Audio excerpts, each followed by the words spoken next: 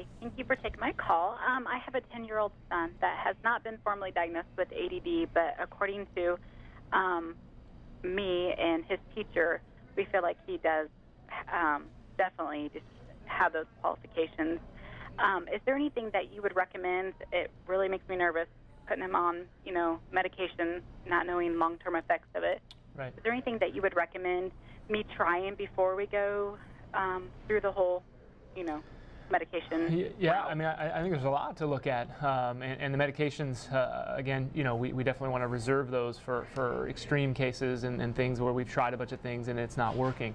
I think it always starts with diet. I mean, we got to look at processed food, not only the sugar in the processed food, not only the processed flour in the processed, in processed food, and what that does for, stimulating insulin, which is inflammatory and irritating for the system, but it's the preservatives, it's the artificial dyes, it's all the other agents that we put in processed food. So it really has to start with a whole foods diet, very, very heavy in fruits, vegetables, beans, nuts, non-breaded fish and meat, oats, eggs. I mean, that really is the main pyramid of what we should be eating.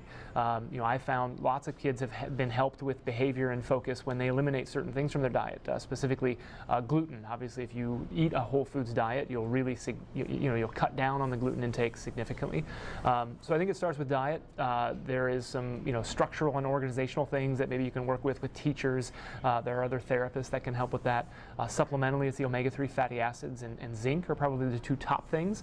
And you can look at dosing, find dosing online and things to do there. But it really has got to be diet. You can't do fish oil and zinc and then not, and ignore the diet and eating, processed food. But that's a big one, and that's probably a family change. That's a whole home change. That's not just getting him to change. But regular exercise, being outdoors, making sure his vitamin D levels are up.